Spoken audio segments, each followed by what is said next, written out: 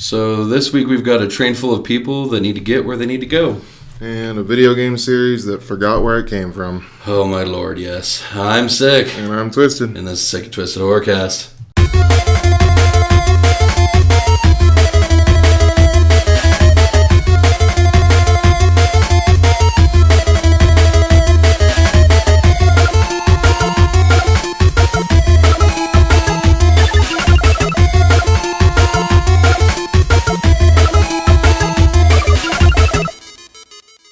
Howdy guys, and welcome to this weekly Horrorcast. What's going on, guys? A little bit of news today. Yeah. Elvira had her 67th birthday, so congrats to her. Oh. Yeah.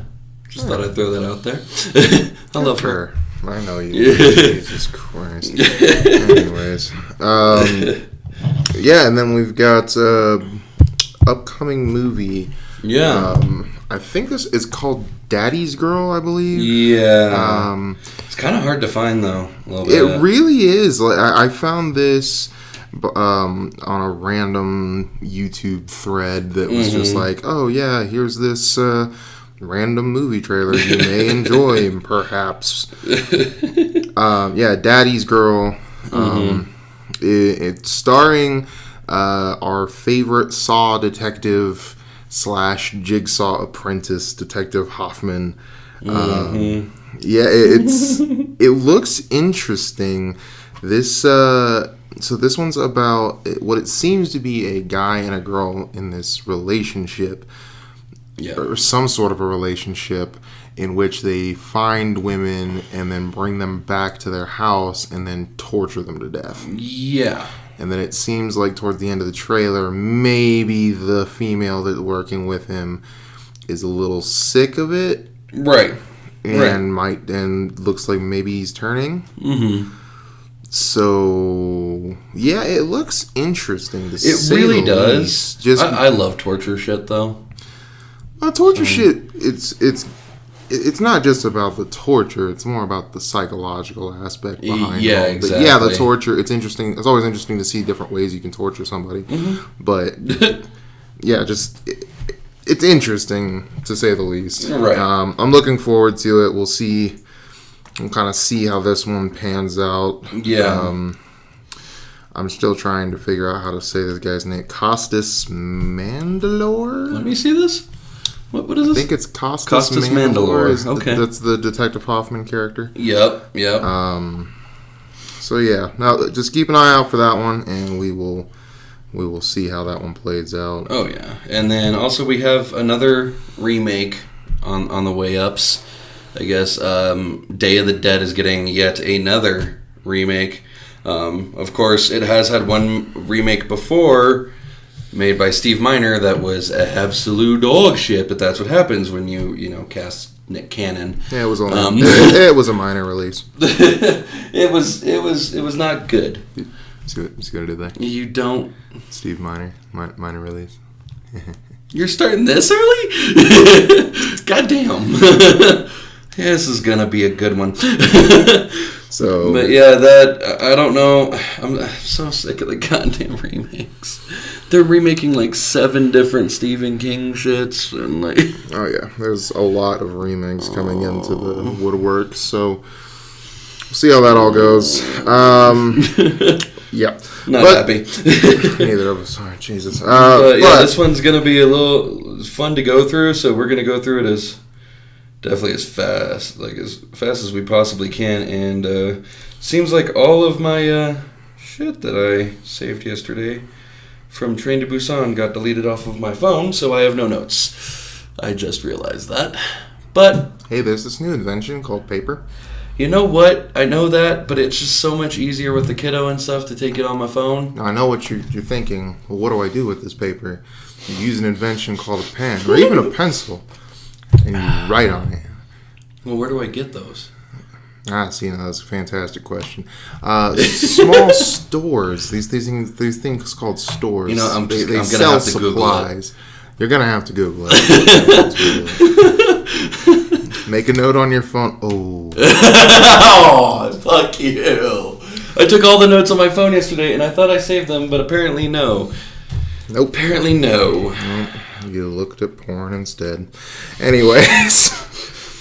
So, Train to Busan is our good movie of the week. It is so goddamn good. Now, this is a foreign film, so it is subtitled. It is subtitled, yes. And if you are expecting to be able to just hop into this and watch, you're going to have to pay attention because you got to read. Yeah. I am a huge fan of foreign films, though. I like foreign films. Well, I like anime. And I'm not exactly a fan of subbed. I'm a dubbed guy. Always have been, ever since. Cock. Fuck you, man. Like, I grew up watching Bruce Lee films where they were dubbed and shit like that, so I don't like the subtitles, man. I just don't.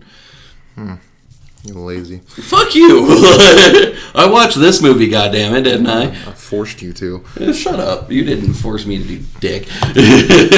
Maybe this one changed your opinion on sub. Quite a bit, actually. Because it forces you to pay attention. That's the reason I like subs, is because it forces you to pay attention. 2, it actually is statistically shown to improve your reading and understanding capacity. Yeah.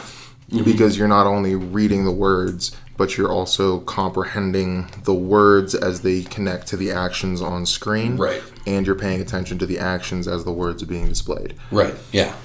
Oh, yeah. I really liked it. I really liked how it went. I don't think it would have been as good if America made it. I'll be honest with you. Good Lord, just throwing shit at me. But Train to Busan, still in our zombie month. So, just real quick, I want to just talk about it. We're going to do one more themed month. Next month will be our slasher month. And then we're going to kind of get away from doing the themes so much and just kind of do whatever we're feeling. Just have themed episodes more than themed months. We kind of realize some movies are hard to classify. Not only that, but you'd be surprised how hard it is to actually find movies to fit within a month. I mean, it's just because, like, the way that we run this podcast, we don't want to go with, like, these super hokey movies that are obviously bad. It's not so much obviously bad, but, like, made to be bad. Exactly. Like, movies that are made as jokes, pretty much. Right. Like, what was that one? Like, co-ed Stoner Zombies. Yeah, co-ed Stoner Zombies. I really wanted to do that, and he was like, I don't want to do shit like that. And I was like, all right, yeah, that's fine. I would rather do movies where they sound or seem good, and then they are just complete shit shows, and then we let you guys know, hey, if you want to watch them, that's cool. They suck. We'll get there. But, like, the Final Destination series, like, what do you classify that under? Do you classify that as supernatural? Do you classify that as games, Gorefest, suspense, thriller? What do you put that under? Right. It's such a different series. That, it's such a specific one that you kind of can't, like, fuck, the only thing that fits in here is Final Destination. Yeah. So you don't want to, like, make a whole, we're wanting to do Final Destination, so death is chasing you month. It's just Final Destination month. So, Yeah, exactly. So, we're going to get away from it in November, December. I think the main thing we thought of when we thought about it was because December we were like, let's do a Christmas-themed month. Fuck, what good Christmas horror movies are there? Black Christmas.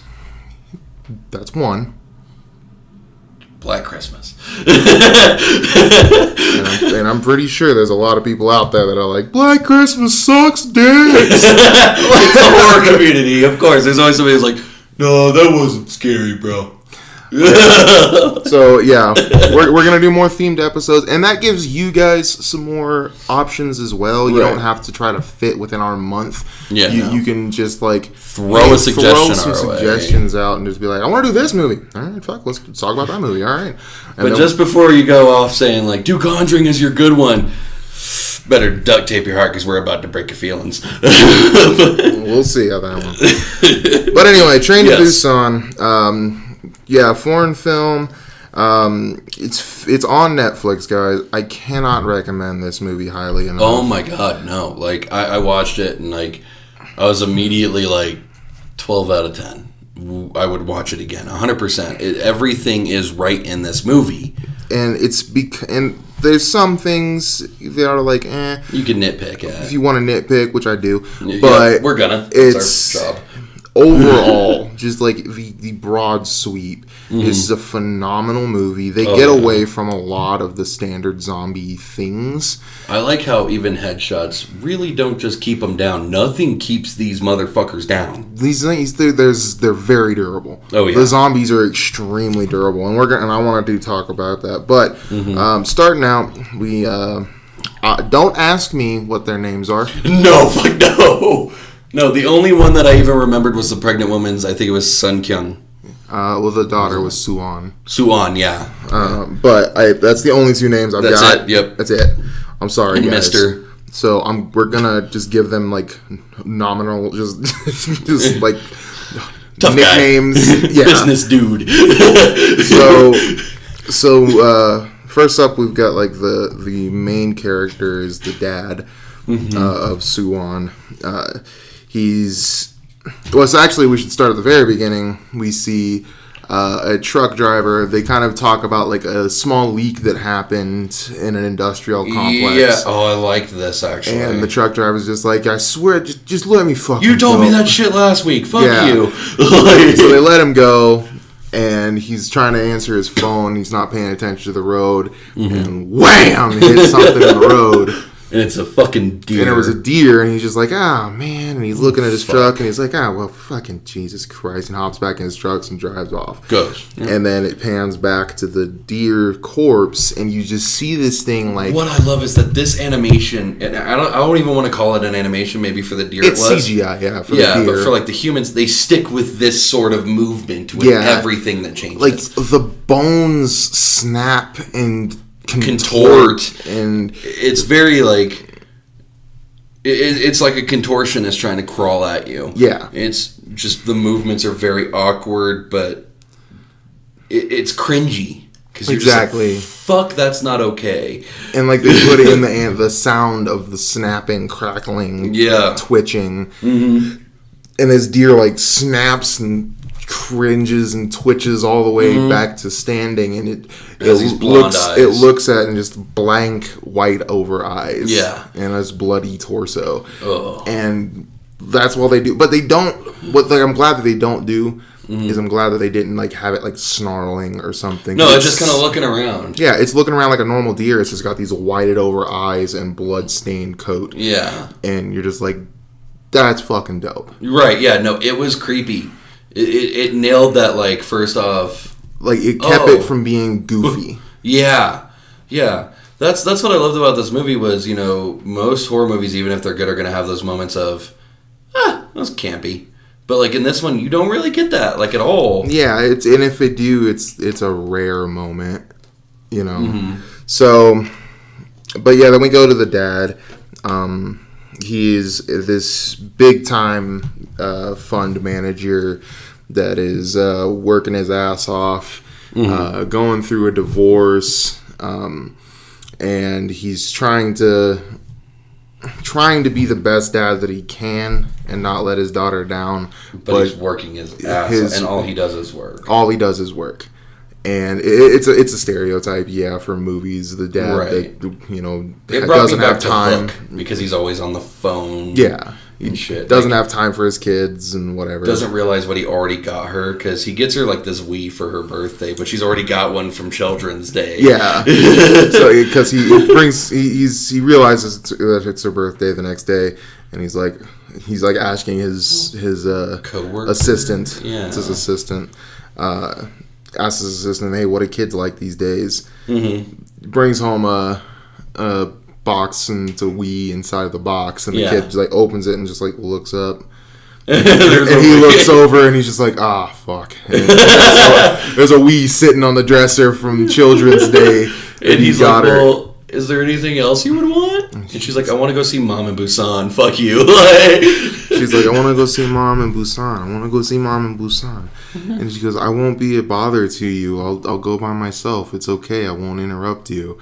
And like, this kid is a great actor. God, This little actress is amazing. Like, she pulls your fucking heartstrings so quick.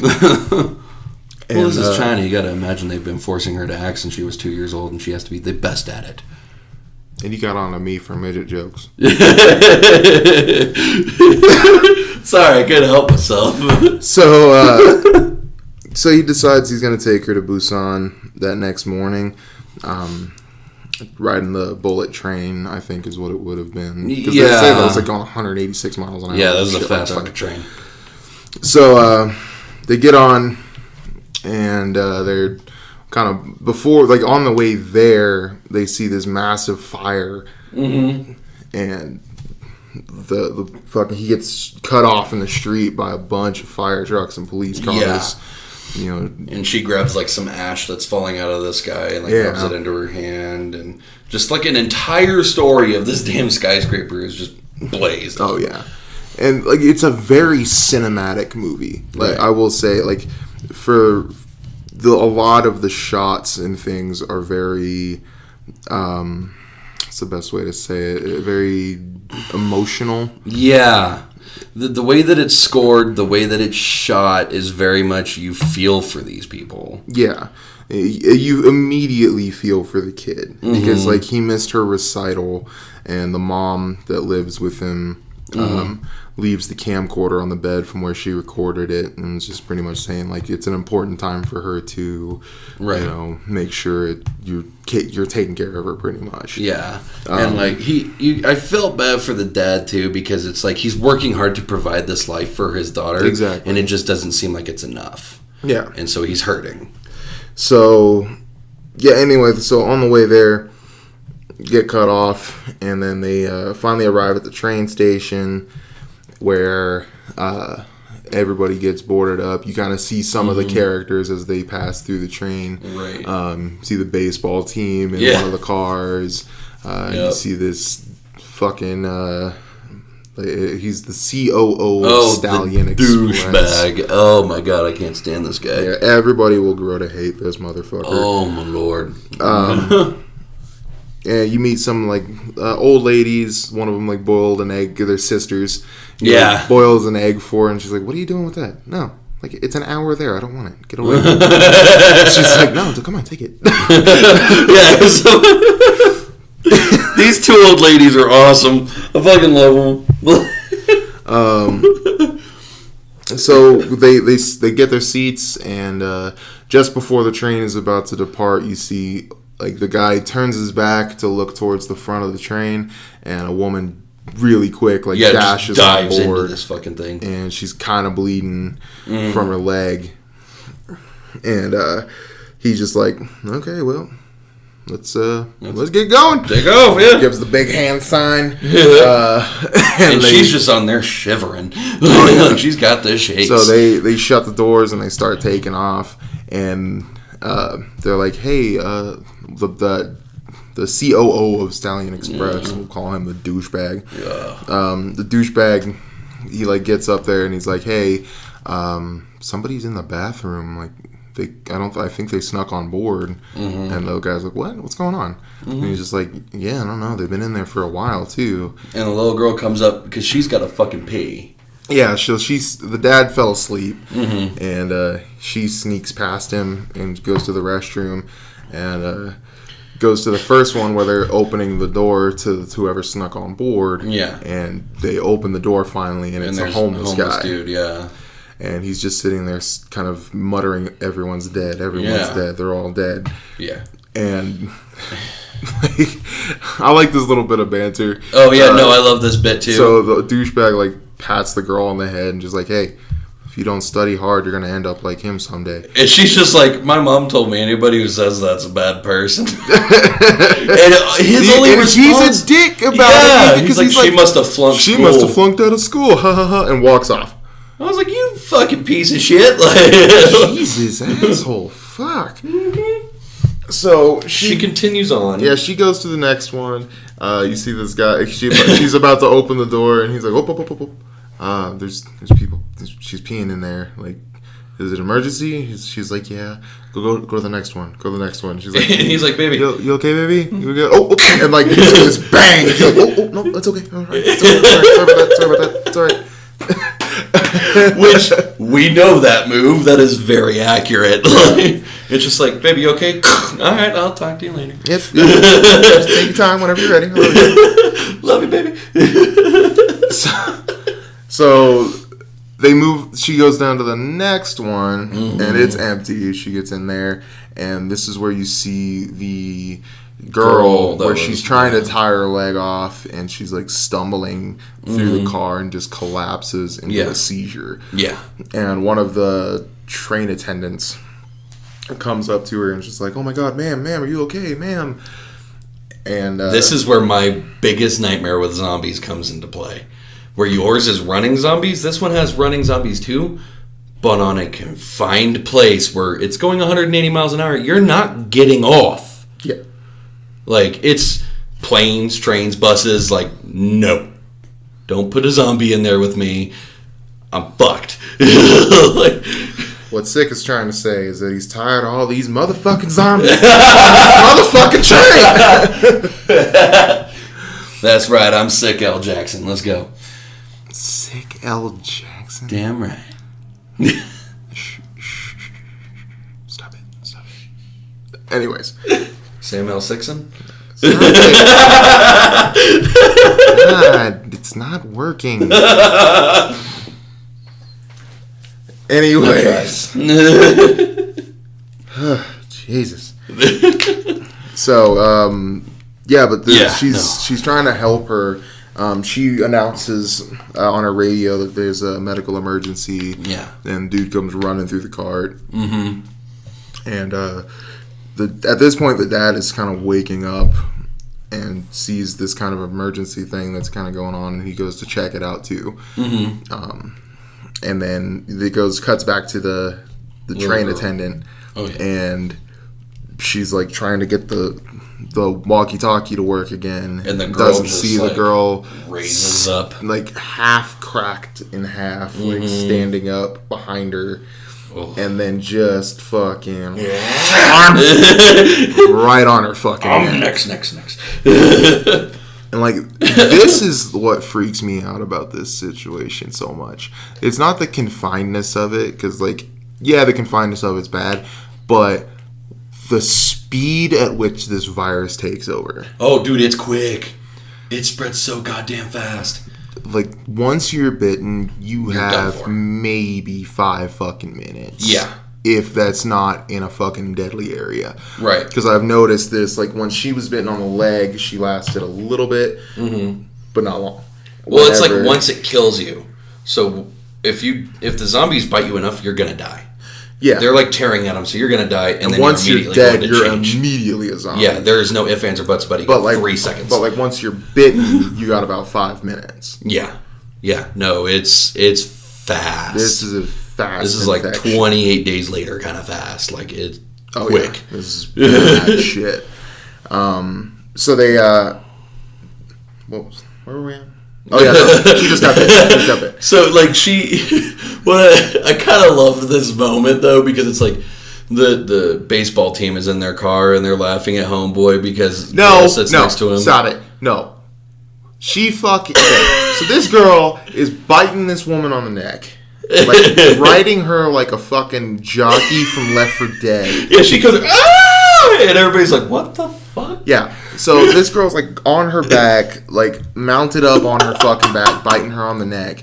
And they're passing through the baseball team. And the fucking image that we get of the baseball team is 2 fucking men on this baseball team tickling each other.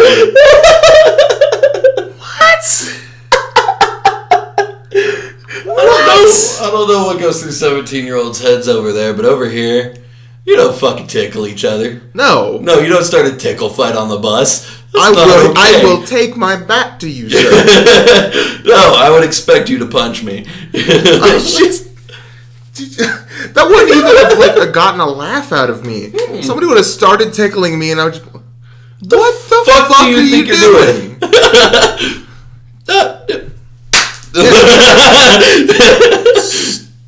Bitch, get the fuck. God, there's a woman right there. Right, yeah, they're cheerleader. Yeah.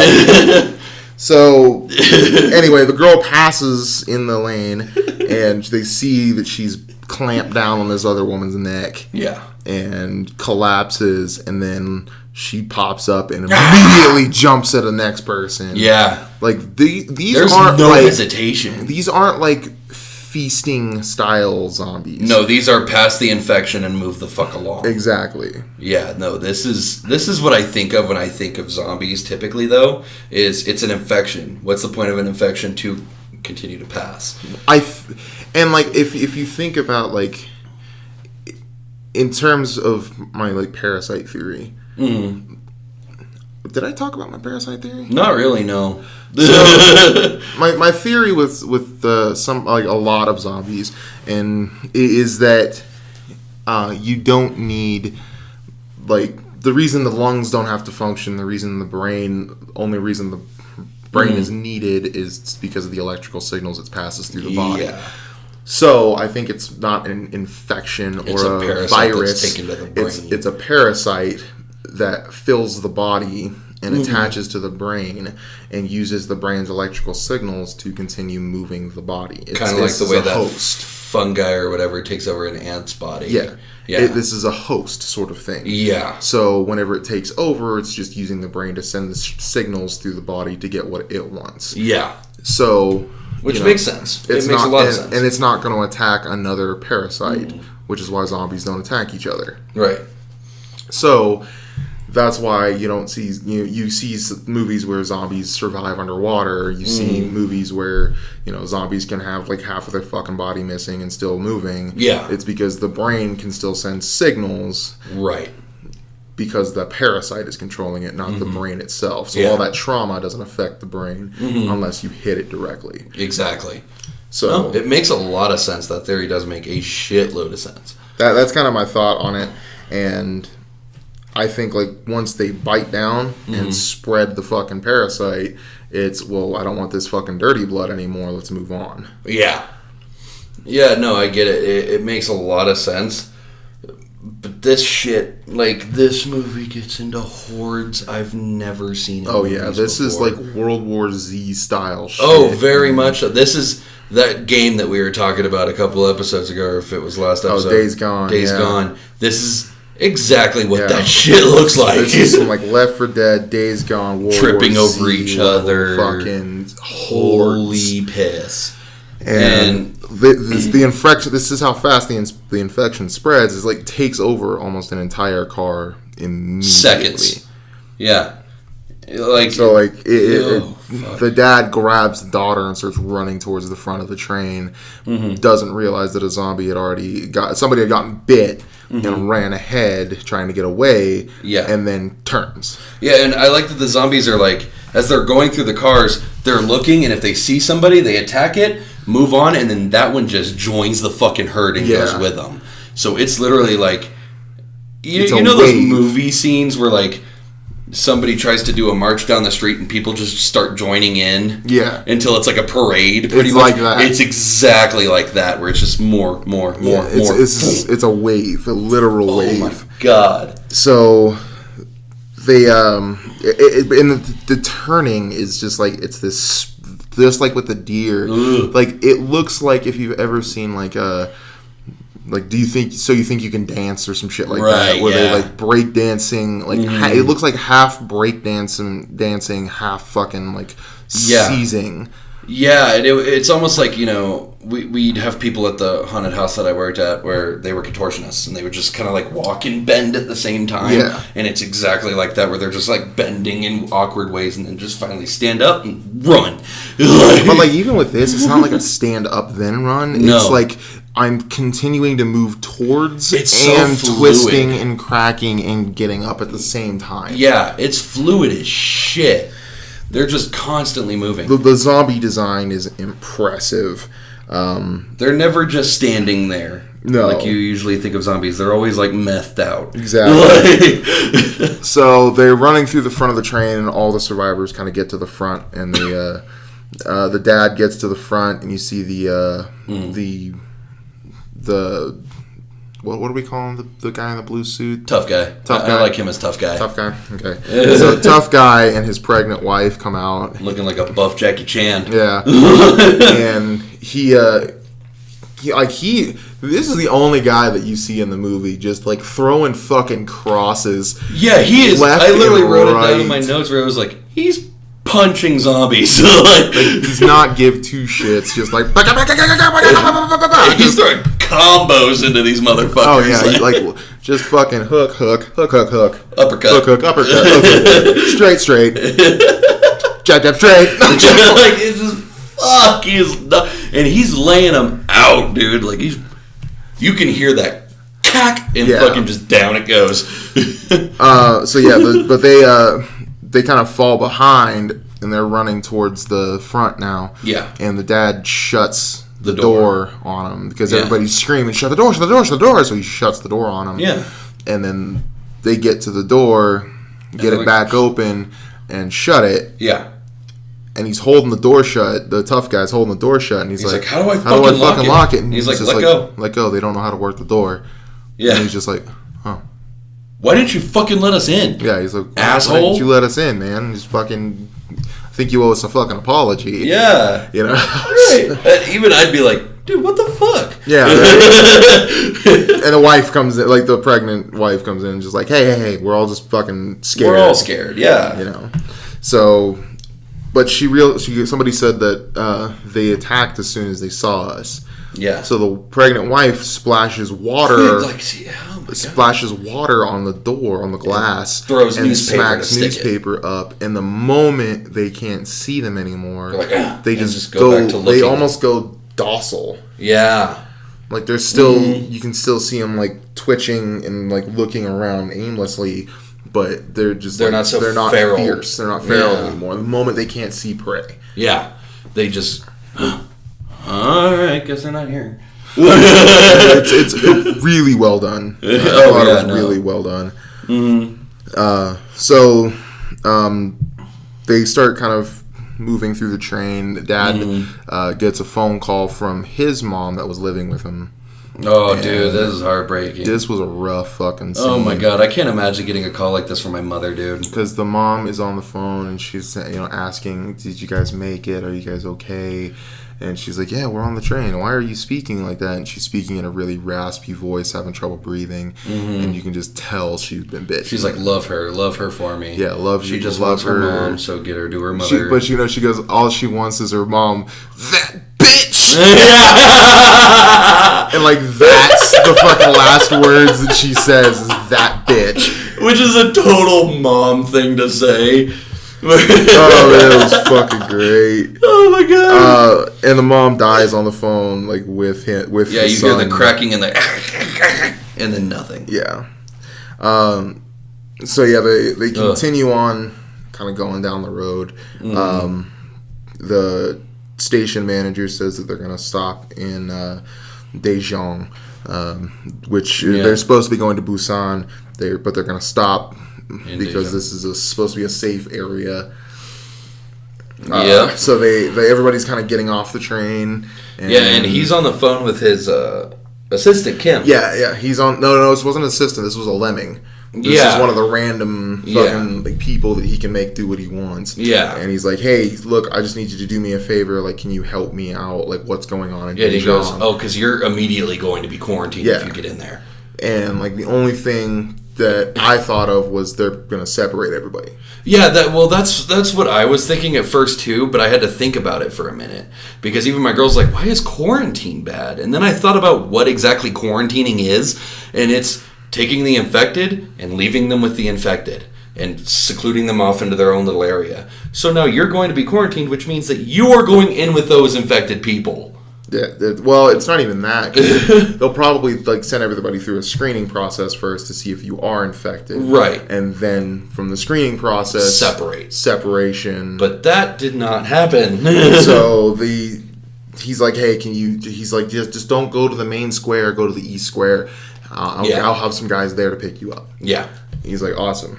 So he goes and they all get off the train. You see, douchebag businessman. He's like. Get out of my way. Like, get out of my way. And he's like, hey, I'm the COO of Stallion Express, which I'm guessing is a train company. Yeah. And then he's like, I know all these routes. This place isn't safe. They're going to quarantine us. We have to get to Busan. We're Busan's not going to be allowed open. in the city. Yeah. And he's like, well, the station conductor's like, well, we have to tell everybody else. So he's like, they're like chasing after them to go tell the rest of the group. Except for the douchebag businessman's like, what? No, just me. Just us. Yeah. Come on. Dude, my hatred and my disdain for this guy just builds more and more with every scene he's fucking in. Oh, yeah. So they go through, and the crowd, the train people are going through, and they're just kind of following the barricade to the main square. The dad cuts off and like moves some barricades and moves off to the right to go down to the east. And everybody's just like, just ignore him, whatever, except for fucking homeless guy who was just like, I heard your phone call. Yeah, he's I'm like, following you. I think I'll be going your way. Yeah. So like, as the people are getting to the bottom of the stairs, they're realizing, wait a minute, something doesn't seem right. There's like military uniforms that are like crowded around each other. Well, the gear, the police gear, the riot gear is like laid down on the ground, bloodied. Yup. And as they're coming down the escalator, they see the fucking horde of military zombies. Oh my god, dude, that is a giant nope. And they turn around, see them, and just fucking swarm. Oh my god, the swarms in this are done so goddamn well. I can't get enough of it. Oh yeah, I can't stop talking about it because it's so well executed. Oh, they're overwhelming. Is the only word to describe it. Insanely so. So they're going through. They're running away, trying to get back to the train. The dad, just before, sees a military guy kind of round the corner. Oh wait, hang on, because first the the homeless guy's like, I heard your call. I heard that we're going to be quarantined. Yeah, and then he looks at his daughter and goes, "That's not true. That's a lie." Yeah, and she goes, "Well, I'm going to go tell everybody." And he grabs her and just like, no. You need during times like this, you need to look out for yourself. We got to look out for ourselves. We're on our own. And she's like, that's why mommy left. You only care about yourself. And I'm just like, woo! But she didn't say Shots it. fired. But she didn't say it mean. No. She said it crying. Like she was upset about it. Sad. And like it was a fucking heartbreaking. It was just like moment. a fuck you dad kind of moment. I don't even think it was a fuck you dad. It was just like, I'm gonna tell it how it is right now. Yeah. So it wasn't aggressive, it wasn't abrasive, it was just like, this is why mom left. Yeah, and I'm just like, oh fuck, man. Imagine being that dad and being like, oh shit, she's right. Yeah, and you kind of see a split second of it too. Yeah. Like, oh my god, I feel so fucking And this bad. is where like his attitude sort of changes though. It starts changing right here. And like you see, but like it's interrupted because somebody comes down the hallway and the homeless guy's like, hey! And then he this gets guy, a call. The dad gets a call saying like, my men aren't there. I can't reach any of them. And then you see a fucking horde of zombies come from that hallway. Oh my shit. And and he turns around, the dad turns around and sees the horde coming upstairs. And he's like, fuck, I can't get back. Like he's running back towards his daughter and you're like, shit, he's not going to get there in time. No, yeah. And this zombie is like inches away from her. This movie has like almost zero jump scares. There's not really any jump scares, but the tension, the entire movie, I'm just like on the edge of my seat, like, fuck. And the fucking tough guy comes out of nowhere with a fucking bent elbow. Elbows this zombie square in the fucking mush, man. Oh, dude. I was just like, I've never been so happy to see you, man. So the pregnant wife scoops up the daughter and runs off. Yeah. And everybody starts heading back towards the train. And they're holding them back. The dad gets jumped by a zombie. Oh, dude. And he's barely holding this. He uses a book. Because my girl's like, you're going to use a book to bash him in the face? Puts it in his jaw. And she's like, oh, that's smart. Yeah, he puts it in the open zombie's mouth and like blocks him from biting. Yeah. And then like he's still fighting to get him off of him. The homeless guy runs by and just drapes his coat over his head. And the zombie immediately goes docile. Yeah. And it's like, kind of like twitching and looking around, but he can't see anything. And I thought it was kind of a funny moment. It was clever. I thought it was pretty dope. And then the dad, the tough guy's like, hey, asshole, let's go. yeah, which I was like, I wasn't expecting that from him. So, I mean, I'm just like, good for you for being the bigger person, buddy. So the dad gets there, and they're all holding him. It's the tough guy, the dad, and the baseball boys, guy, yeah. The baseball boys. And there's a couple of other people. It's the team. Yeah, it's the whole team, It's two of the team members. Yeah. So they're all holding back the fucking horde. Well, they're trying to lock the door. Yeah, they're trying to lock the door. They cut back to the fucking rest of the people, like, boarding the train. And they're all fucking getting on the train, and then out of nowhere, the fucking window above the train just and they start station falling and flooding out. And they just fall. Like, you don't even see people, like, trying to block with their hands or anything. They're just falling. Just aimlessly, still trying to attack. The extent of, like, the mindless zombie is really shown in this movie. Oh, yeah. Because, like, you're going to go and block yourself. These ones just like, oh, fuck. Just arms dangling to their sides as they fall. And just splat. And then some of them stay down. Some, but, like, this is what I loved about the movie is, like, so, like, they don't focus on the death of zombies. They don't focus on how do we kill these things. It's just like, get the fuck away. They're too fucking aggressive. Yeah. We're not trying to figure out how to kill them. We're trying to figure out how to get away from them. Yeah. Or delay them at most. Exactly. Because, like, they lock that door and, like, the window on the door is cracking. The glass on the door is cracking. And it's like, fuck, as soon as they lock it and start running away, it shatters. And you're just like, there's no fucking point. Well, they held the horde back from the rest of the people. Yeah. So yeah. Most of the horde. They did what they were trying to do. Yeah. So they run down the stairs. You see the daughter, the pregnant woman, and the homeless guy. And the old lady. And one of the old ladies. Yeah. They get into a car by themselves. Yeah. Because they got separated from the other old lady. The rest, that old lady gets on with the main group. Yeah, into the safe car. And then the others, they pile on in the very back. Yep. And they're in car 9. Yeah. But this scene was so fucking awesome because the train is pulling away as they're coming down the stairs. Two of the fucking baseball boys get taken out by zombies. Yep. And this is where you see the baseball boy's little love for his teammates because he's just like, he's sitting there staring. Yeah. And just staring, and you're like, fuck, go! And the dad is the one that snaps him out of it. He's like, come on, let's go. Snap out of it, idiot. Fucking move. So the dad and the baseball boy make it on the train, and tough guy's running, trying to catch up, and you just see him dip off to the side, still running at full speed. Grabs a fucking shield. And a club. Just says, look out. And the moment dad dips his head back in, there's a fucking horde of zombies that just catches the fucking door. And he just like, boom, shoulder bash, fucking shield bash. Check it and fucking hits somebody with a baton. And he's just like, you're welcome. And they fucking pull him on board.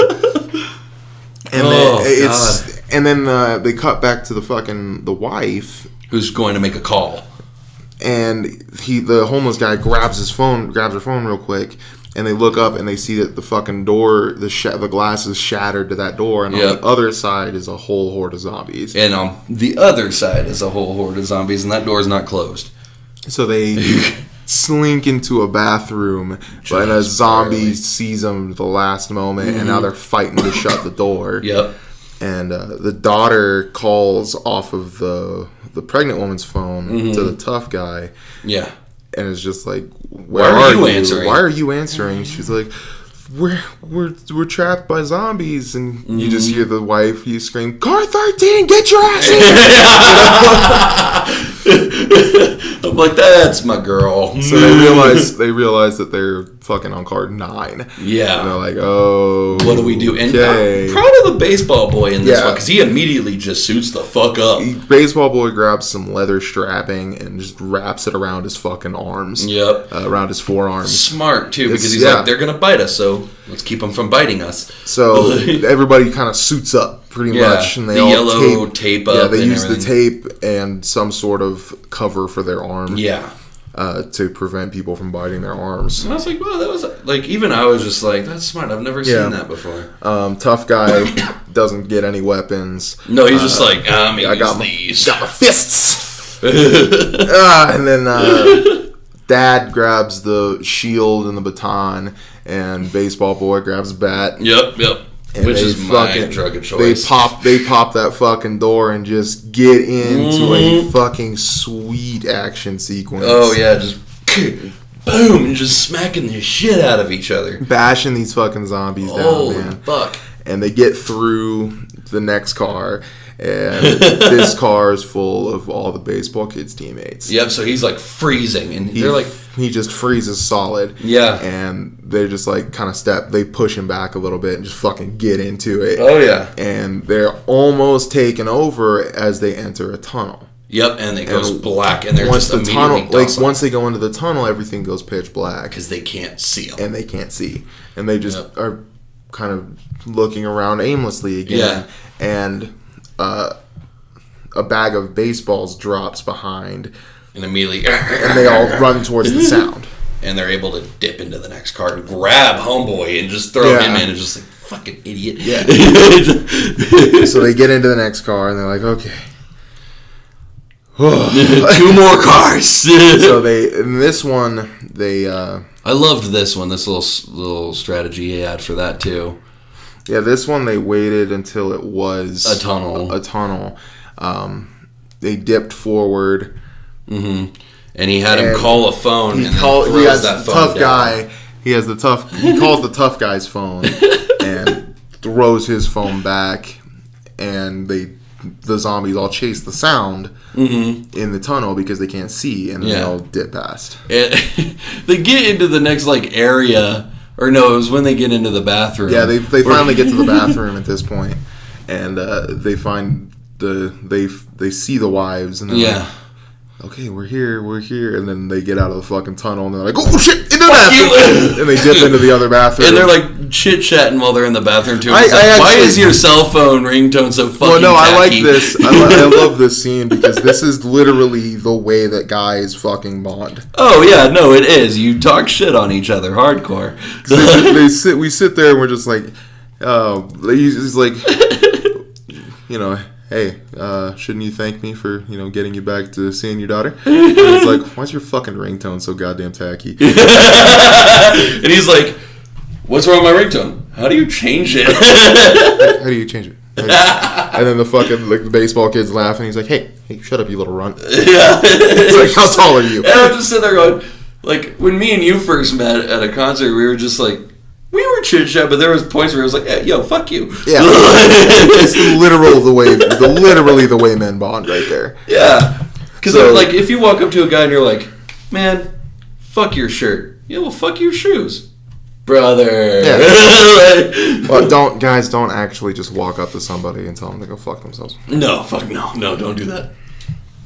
So, they wait till the next tunnel. Mm-hmm. Everybody dips out, and they realize that there's no way to get past this group except for using the overhead storage compartment. Yeah. So they're crawling along the overhead storage compartment to get past. Mm-hmm. And all of a sudden, there's a blockade because there's a bag. Yeah, he grabs the bag, chucks it way back, and uses the sound to draw the zombies back. As they all start climbing down, they're about to move to the next car when homeless guy slips. Which I'm surprised the sound of that didn't alert the zombies. Well, he fell into a cushioned seat. Yeah. But he kind of slips down, and right as they're about to continue moving, they get out of the fucking tunnel. And the lights come on. So the rest of the group's already in the next section. Businessman ducked across from the fucking homeless guy. And they're like, we gotta go. Yeah. So he's like, on 3. 1, 2, 3. And as soon as fucking homeless guy takes a step, he steps on a fucking can. And crunches the can. And his face in this, I loved. He's just like... and they're like, fucking run! So they dip, and they're trying to get that door shut. Couldn't get that door shut, so they run to the next door, and they're trying to get that door shut, and they are literally a car away from fucking safety. Yeah, so there's... And they had called ahead of time while they were still in the bathroom. The baseball boy messaged his girl and was like, hey, we're on our way. We rescued some people. And she's just like, oh my god, my friends are alive. Yeah. Like, we need to open the door for them. And the fucking businessman is like, we don't know if they're fucking infected. We're not opening those fucking doors for fucking anything. You haven't been paying attention. Yeah. And he like pretty much convinces everybody that they can't open this fucking door. Dude, this is very much so, that crowd complex. Oh, yeah. Where as long as one guy's tough, the rest of them are going to panic and be like, yeah, that guy knows what he's doing. Yeah. It's a power trip, and this guy's fucking on it high. Mm-hmm. So they literally like tied this door shut. Yeah. With fucking with the rope and clothes and shit like that. Yeah. And they are hitting on this door, and they can't quite get the door behind them shut, which is full of zombies. Tough guy's fucking holding it as much as he can. Mm-hmm. And the other dudes run up, and he's fucking hitting the zombies back with a fucking baseball bat. Yeah. They look at the kid, and they're just like, fucking break it down! Yeah. So he just smashes that fucking window. He's fucking like going to town on this window, and as he's hitting the window, you see a tough guy. He reaches his hand forward to go to get a better grip, and the zombie's head just like sinks up and then shoots up the door jam. Looks because the zombie was at the bottom because he got batted down. Yeah. And then looks up and just like just like flies up and bites him right on the fucking hand. And I was just like, no, not you, dude. No, tough guy. No, you gotta help your baby, Sleepy. Yeah. The baby's name is Sleepy. Well, no, the baby's nickname, the fetus's nickname was Sleepy. Oh my god. Because he hadn't come up with a name for it yet. Yeah. And he was sitting there, and he's like, he realizes he's been bitten, and he's telling his wife, get back. Just stay away. Just go with them. Remember the baby's name. And he shouts out the baby's name. He goes, that's her name. Remember it. Yeah. And then the dad runs back, grabs her, takes off as the fucking window shatters, and the fucking horde kind of starts trying to get in. Oh. And the fucking tough guy just starts decking zombies left and right, grabs one, holds him sideways. And I like that he's like, you can see him fighting off the infection too. Yeah. Because he's like, his eyes are like flashing in and out. Fucking going white, and he's like blinking hard and just like, fucking, I gotta fucking hold it back. And they finally break down that window, and they get in, and they're all fighting to pull the fucking window, the other door open now to get in with the safety. And they can't get it open. They're fucking struggling. And finally the dad gets there, and he's pushing his ass off. And finally they work their way through right as the fucking horde overtakes. And the old lady standing there, she just looks at him and goes, no. Looks at her sister and just smiles right as that zombie horde just hits her. Zombie horde fucking hits her, takes the old lady's sister out, and they slam the door shut just in time. And the dad turns and just fucking decks the douchebag businessman. And he's like, we could have saved both of them motherfuckers. Yeah. Like, what the fuck? And immediately, the fuck. Oh, Jesus. It's just like, he's infected. Look at his eyes. And I'm like, there's nothing fucking wrong with his eyes. And he's even standing there, like, calm. Just like, what?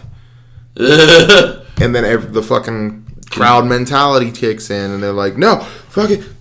No, they gotta get out of here. They gotta get the fuck into the vestibule, you know? Yeah, so they send them up to the next car. Which is empty. Which is an empty area. Well, it's not like a seating area, so people can like sit comfortably. So it's just like a holding area. Yeah. So they send them up there, and they lock them in there. Yeah. And they're tying that door off, but they haven't tied the zombie door off yet. Yeah. And the sister was sitting there, and she's looking at her. You fucking idiot. She's looking at her dead sister through the window, and she's just. You can just see this wave of peace like hit her, and she just walks up and opens the fucking door, and all the zombies fucking flood in. And I was just thinking, you fucking deserved it. Yeah, all of them deserve that. So finally, they stop the train. announcer kind of says, "Hey, there's a blockage, so we can't get to Busan. We need to somehow find our way over to the left track and hit on that train." Yeah. And we find out that somehow douchebag has survived it with conductor boy. And one of the, not the conductor, this one of the security guard and one of the train attendants. Yeah. Have gotten safe into the bathroom away from the horde.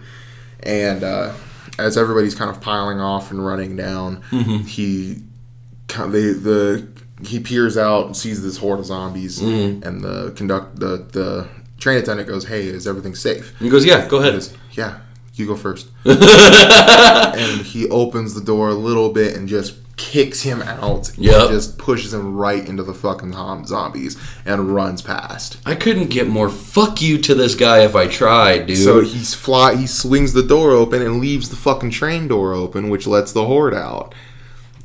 So he's jumping from car to car, from train to train, trying to figure out where's safe. And the baseball kid and the girl, they found an empty train, and he opens the door to that train. Oh, this is after the train crash, though.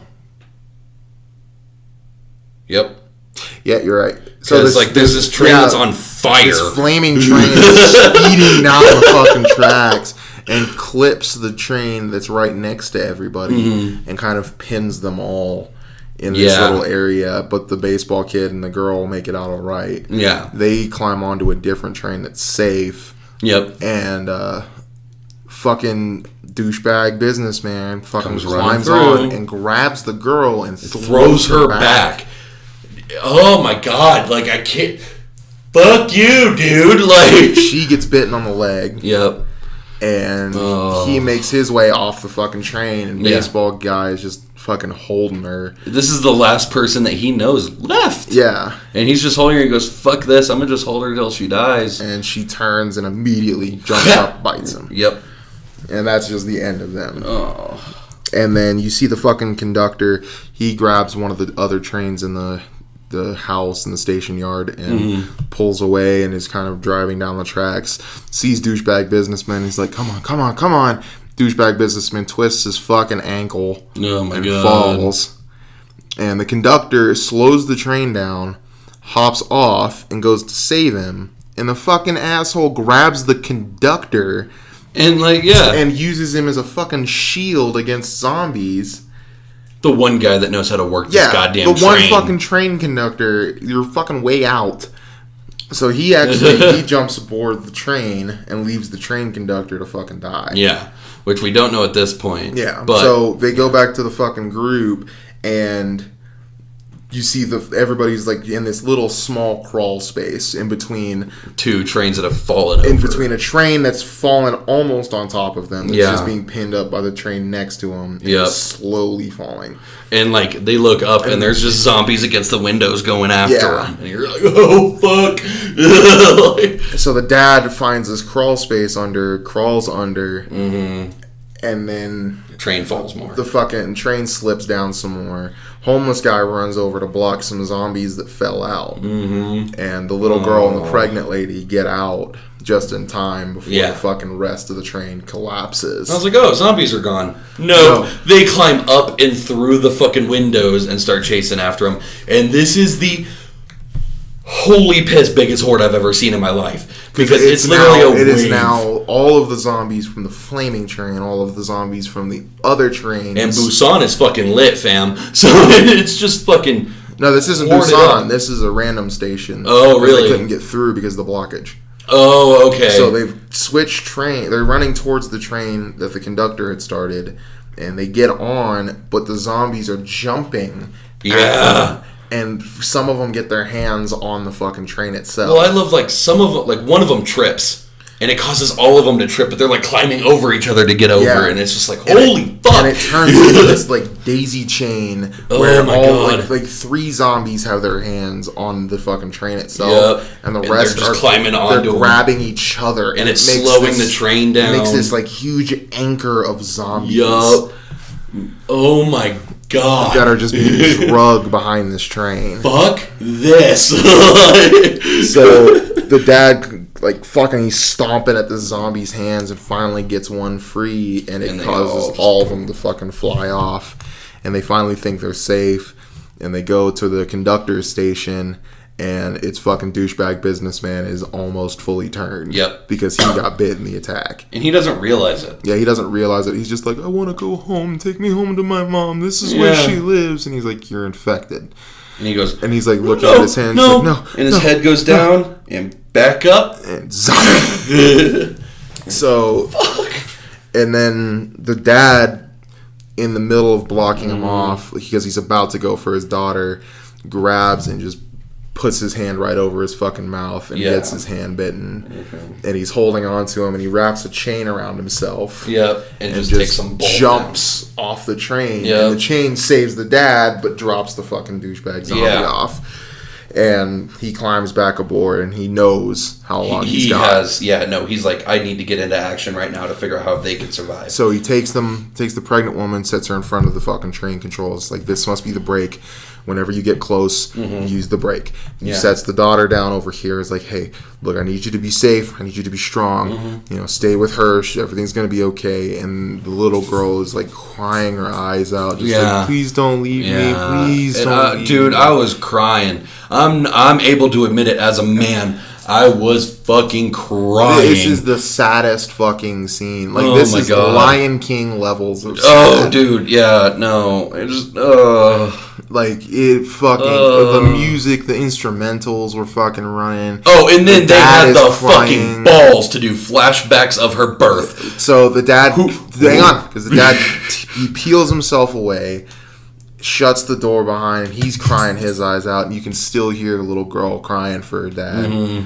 And then his eyes get milked over. His eyes milk over, and he starts smiling as he gives flashbacks of him holding his daughter for the first time. Whoever wrote this movie, fuck you.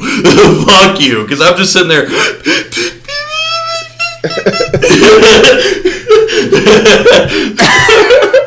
Good God.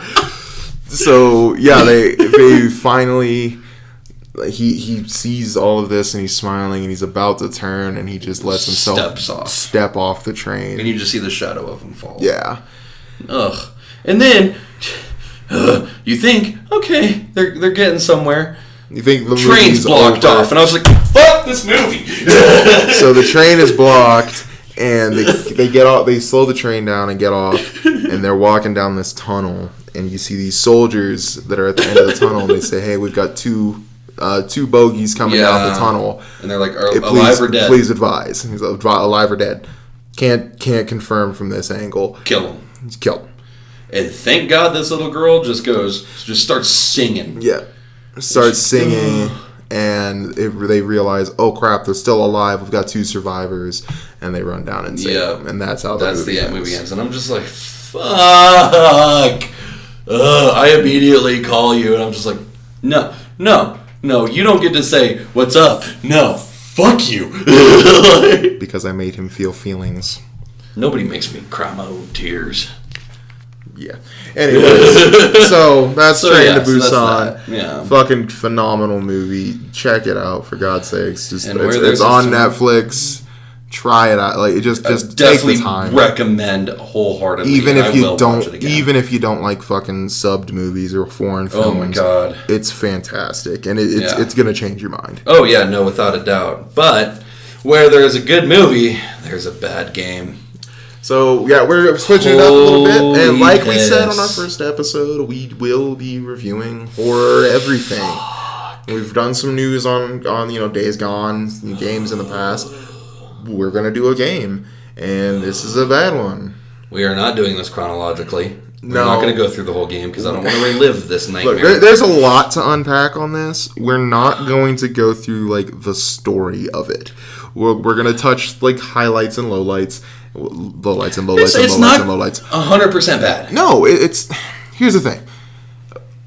We're talking about Resident Evil 6, the game. Mm-hmm. For me, this is where they forgot where they came from. This game doesn't even know what the fuck it is, man. No one knows exactly what it is. Really? Because... Michael Bay Explosion! Not only that, but it's like, is it Call of Duty? Is it... No, Mario's water level. It wants to be Gears of War, and it wants to do callbacks to old Resident Evil series, and it wants to be as action-packed as possible. But they forgot that this is a fucking game that's supposed to be survival horror. This is also toward the middle of the Call of Duty craze. So every game wanted to show that they could do that shit better than them. And so, like... So, here's the thing. Four campaigns.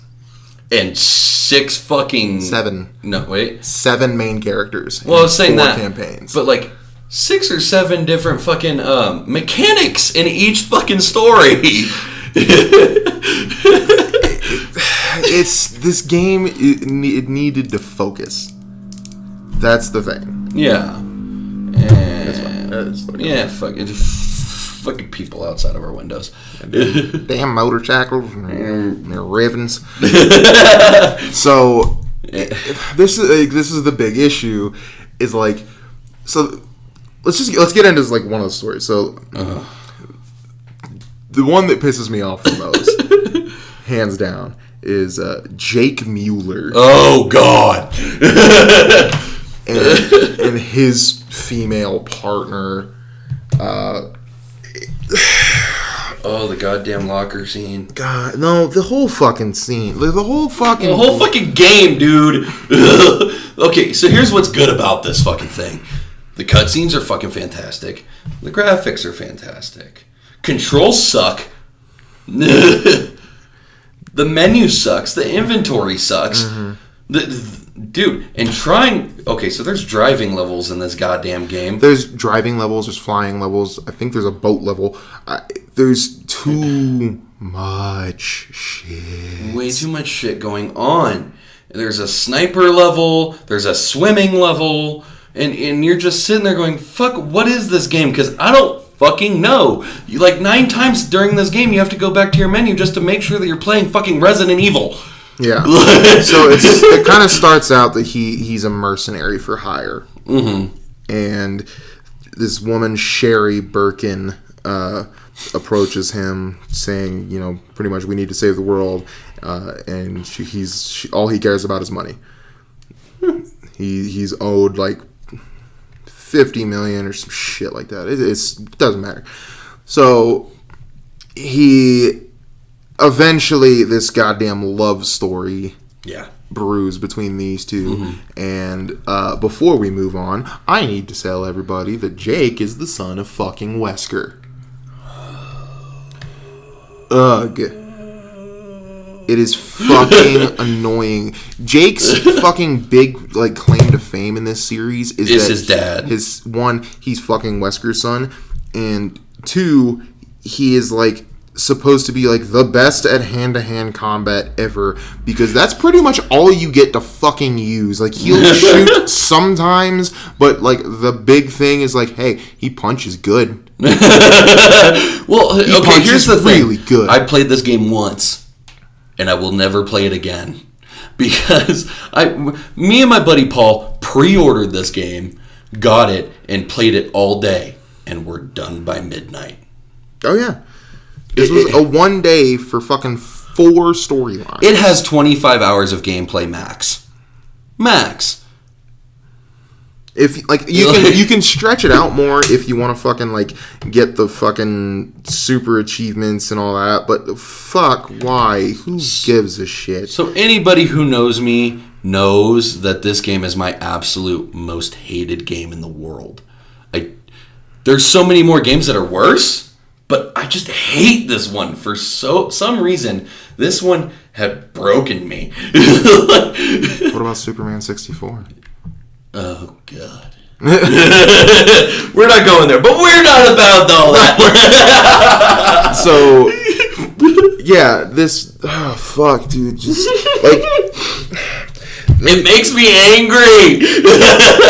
As soon as you said, let's do one of the Resident Evil games, I'm like, oh, let's do 7 for a good one. And you're like, no, let's do 6 for a bad one. And I'm like, Fuck. This is the biggest problem, is because they forget where they came from on their fucking survival horror scale, because this is not a scary goddamn game. No. The only thing that is even remotely okay, fucking... the animations of the turns and stuff like that are pretty good. They're good animations. But they're not scary. They're not fucking scary. This is supposed to be a fucking Resident Evil. It's supposed to be fucking survival horror. This is supposed to be like the kingpin of the zombie fucking universe. No, they're just like, hey, let's turn their brightness down, and that makes it scary. Yeah. But, like, it's all action. Yeah. 100% of the fucking run is fucking action. Even, like, dude, there's stealth missions in this goddamn game. Like, you know what pisses me off so bad? Is because the storylines intertwine. So as you play, you know, Chris's story, or Jake's story, or Leon's story, those are your three main. Yeah. You will intertwine and kind of meet each other in the middle as characters. And it could be a great mechanic. Seeing, like, oh yeah, these are these cool characters that I've been... I played that mission. Oh, I remember this part. Let's see the other angle from it. But no, what often happens is, now I'm just fighting the same fucking boss. Twice. And you're... Why do I want to do this? There's one good part that my buddy just loves about it. He's like, oh, Veronica. And then that's it. Because she shows up for like 2 seconds in each story. Veronica? Or whatever the fuck the black girl. Yeah. Ada Wong. Yeah, Ada Wong shows up. Because that's your other character. Yeah. After you beat the 3 missions, you get her unlocked. Which also shit. In later series, they actually had it, after like updates and shit, they made it so you could just play Ada right off the bat, which is stupid because it actually ends up being a spoiler for Leon Kennedy's series. Which fucking... Who gives a fuck? Anyway. This game is just shit all the way around, dude. Leon Kennedy is running through his. I think he's the only one that you can consider horror-ish. I love because Leon. He's my favorite character too. They had him. Leon is like the lead in Resident Evil 4, and they really try to do callbacks to that in this one. And they had him in like underground catacombs and churches, and solving small puzzles and shit like that. His, I would say, is the closest thing to anything good. Anything fucking remotely playable in this game. This is where you get the most survival horror-esque, because you get like a Nemesis style enemy. Yeah. This big, like, I think he had like a mace or drill style hand. Yeah. But it was the closest thing to anything like a Resident Evil style that you get in this game. And you're like, something you can't kill him right off the bat, and you're gonna have to fight him and fight him and fight him, and it's cool. But there's still too much fucking too many quick time events. This game is riddled with goddamn quick time events. Yeah. Oh yeah. You will do more quick time events than you will do normal fucking actions. Most doors that you open, so you're either running or pressing circle to open a door. No, you're either running or you're tapping square to get a fucking zombie off of you. Yeah, like there's way too many quick time events in this game. I'm actually a kind of a fan of quick time events. I think it really tests a player's reflexes and things like that. There's a lot of games that do them well. God of War does them very well. Yes. But like this one, it's just like, oh, God of War came out, they did this shit, why don't we do it again and again and again and again and again? The reason it works so well with like God of War is because with QuickTime events in that, it continues on the pacing of the cinematic. Yeah. Instead of interrupting the flow of gameplay. Yeah. That's what the problem with Resident Evil is it always interrupts the flow of gameplay. Instead of... And it started in Resident Evil 5, really. Yeah. You started kind of seeing that in RE5. Mm-hmm. But in Resident Evil 6, it was just like jammed down your goddamn throat like you were fucking an unwilling porno participant. Ow! Yeah. it was painful. It's like the problem with this game was I just wanted to finish it. Exactly. I already started it, so you just like an unwilling porno participant. Yeah, you just want to finish. I just want to be over. Yeah. And then, so the third series is Chris Redfield, and it's just Chris Redfield being Chris Redfield, being like the strongest fucking character in the goddamn Resident Evil series. This whole series was, okay, he's in armor, let's put him in a tank. No, it was fucking, the whole series was, okay, my name's Chris Redfield, and I'm sad about stuff, and I'm drinking. Oh, wait, now I got a buddy. Hang on, me and my buddy got a bond. Okay, we're bonding. I'm manly now. And then, oh, wait, I'm infected. What? Do you not remember the ending of that one? No. When they're fucking in the, I think it was like a submarine or something, and one of them gets infected and sacrifices himself for the other and shoots him out the torpedo tube. I don't think that was Chris, though. I think that was his partner. It was his partner that got infected.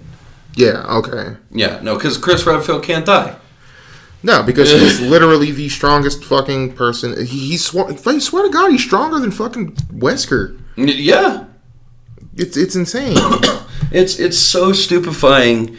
It's his partner's name is Piers or whatever the fuck. The story writers of this, the story writing of this sucks. The gameplay sucks. The controls suck. It's a goddamn insult to Resident Evil's legacy, and I'm so glad they did Resident Evil 7 But because of this game, I went into Resident Evil 7 super skeptical. Yeah, I wouldn't buy it on release day because I wanted to hear everybody else's views on it. And once everybody came to me, I was like, "No, dude, this is nothing like Resident Evil 6. You've got to play it." Then I finally did. Yeah. And it was fucking Resident Evil 7. I will never stop speaking highly enough. It brought it back to survival horror in the best of ways. You weren't a named fucking character. You were just a guy trying to save his girl. Mm-hmm. You were in this fucking house. You almost didn't see the connections to the Resident Evil universe. Until the end. It was fucking glorious. It was fantastic. It was what made me love Resident Evil 1 and 2. It was just like, boom, fight. It was... And it made you feel helpless and hopeless. Yeah. It brought back that scary, helpless feeling that you just got from the originals. And this 6 was just like, hey, killed monsters. We're going to make them bigger. And yeah, that's honestly what it is. There's this fucking section that I will never fucking... Oh my God, this section. You're supposed to be taking down, like... You're supposed to be stopping this giant BOW from tearing through the streets. And it feels like you're fighting a fucking Gears of War Brumac. Yeah, no. And one of the biggest things about that is, like, if you shoot something, they don't fucking react. It's not. You don't even know if you're fucking hitting it. Like, yeah, and you're supposed to be like getting up on top and jumping on its back, and there's AA guns shooting all over the place, and you're just like, what the fuck is happening? Why do I care? Mm-hmm. I don't know. The whole fucking game was a fucking shit show. I could conservatively talk about this goddamn game and how bad it is for a fucking week. I will say, like, the only redeeming qualities I feel on it is, like, it's okay if you're looking for a couch co-op. Just because there are so few couch co-ops out there, if you're needing something to do a couch co-op, sure. Play Resident Evil 5 first. Yeah. Like, don't get me wrong, like, RE5 isn't a fucking godsend, but it's at least still in the realm of, like, an atmosphere of creep. You know, there's still a survival horror-esque feel to it at times.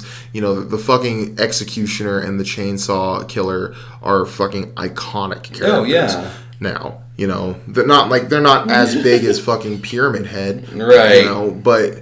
They're still, like, if you think of a good Resident Evil character, you're thinking Nemesis, Tyrant, Licker, you know, the dogs, and then eventually you will talk about the fucking Executioner and the Chainsaw Guy. Yeah. Oh, yeah. No, I won't disagree with you there. You know, I did a cosplay of the fucking Executioner, and I had so many people walk up just like, you killed me so many times. That was me when, like, I met somebody that was dressed as the Butcher from Diablo 3. So, yeah, it's, you know, just... Fuck. If you play the game, play it with the fucking grain of salt. Just play it for the fucking yucks of playing it with a friend. Don't expect a Resident Evil game. Do not play it by yourself.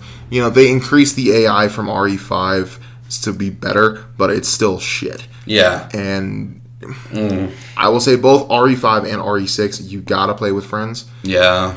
And RE6 will piss you off. And I'd still rather just go, oh, you have Resident Evil 5 and 6. Hey, how about we go to GameStop and pick up Gears of War?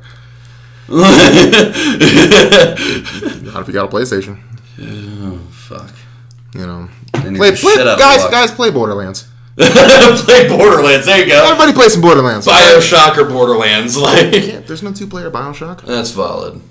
Everybody play Borderlands. Yeah, play Borderlands. It's a damn good game. All right. Well, that's about enough of that. If you're wanting something horror-esque, play Diablo. And if you're angry because you played Resident Evil 6, go down to our sponsor, Rampage Room. Yeah. If you're mad about it, go to the Rampage Room and break some shit. Bring your copy of Resident Evil 6 and break your copy of Resident Evil 6. Gladly let you break it. There's a place where you go to break things to relieve stress. Yep. It is just a fun time. We actually did a live stream from it the other day. Yep. If you haven't checked that out, check it out on our Facebook.